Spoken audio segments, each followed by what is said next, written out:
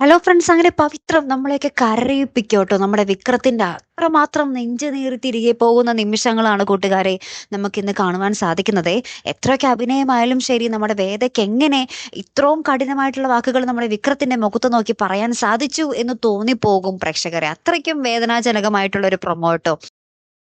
എന്തായാലും ഇന്നത്തെ പ്രൊമോയിൽ നമുക്ക് കാണുവാൻ സാധിക്കുന്നുണ്ട്, നമ്മുടെ വിക്രം അടിപിടിയായിട്ട് ശ്രീകാന്തുമായിട്ടുള്ള അടിപിടിയൊക്കെ കഴിഞ്ഞ് അവിടെ നിലത്ത് വീണ് കിടക്കുമ്പോൾ നമ്മുടെ വേദ കൈപിടിച്ച് ഉയർത്തി എഴുന്നേൽപ്പിക്കുന്നുണ്ട് അല്ലെ. അതിനുശേഷം വേദ പറയുന്നുണ്ട്, നിങ്ങളുമായിട്ട് യാതൊരു വിധത്തിലും ഇനി മുന്നോട്ട് ജീവിതം പോകില്ല എന്ന് ഉറപ്പിച്ചിട്ട് തന്നെയാണ് ഞാൻ അവിടെ നിന്നും ഇറങ്ങി പോകുന്നത്. അതുകൊണ്ട് ഒരു കാരണവശാലും ഇനി എന്നെ കാണാൻ വരരുത്, ഞാൻ ഒരിക്കലും തിരികെ വരത്തൂല്ല, ഇതെന്റെ ഉറച്ച തീരുമാനമാണ്, ഇനി എന്നെ ശല്യപ്പെടുത്തരുത് പ്ലീസ് എന്നൊക്കെ പറഞ്ഞ് കൈകൂപ്പി നമ്മുടെ വേദ പറയുകയാണ്. അപ്പൊ വിക്രം എന്തൊക്കെയോ പറയാൻ ശ്രമിക്കുമ്പോഴും നമ്മുടെ വേദ അത് കേൾക്കാൻ അനുവദിക്കുന്നില്ല.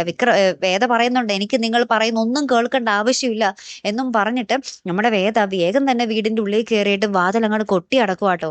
ശേഷം നമ്മുടെ വിക്രം കുറച്ചു നേരം അവിടെ ഇങ്ങനെ ആ വാതിൽ നോക്കി ഇങ്ങനെ മരവിച്ച് ഇങ്ങനെ കണ്ണൊക്കെ നിറഞ്ഞു നിൽക്കുന്ന ആ ഒരു രംഗങ്ങളാണ് കൂട്ടുകാരെ നമുക്ക് കാണുവാൻ സാധിക്കുന്നത്. വിക്രത്തിന്റെ ആ നിൽപ്പ് നമുക്ക് സഹിക്കാൻ പറ്റില്ല പ്രേക്ഷകരെ, അല്ലെ. എന്തായാലും നമുക്ക് നോക്കാം ഇനി എന്നായിരിക്കും നമ്മുടെ വേദയും വിക്രവും പഴയ പോലെ ഒരുമിക്കുന്നത്. പഴയ പോലെയല്ല, ഇനി നമ്മുടെ വേദ തിരികെ നമ്മുടെ വിക്രത്തിന്റെ ജീവിതത്തിലേക്ക് ചെന്നാൽ അടിപൊളിയായിരിക്കും, അല്ലെ. അപ്പൊ എന്തായാലും ആ ഒരു നിമിഷം എന്നായിരിക്കും, അല്ലെ ഗൈസ്, കാത്തിരുന്ന് തന്നെ കാണാട്ടോ. അടുത്തൊരു വീഡിയോയുമായി വരുന്നത് വരയ്ക്കും ഗുഡ് ബൈ.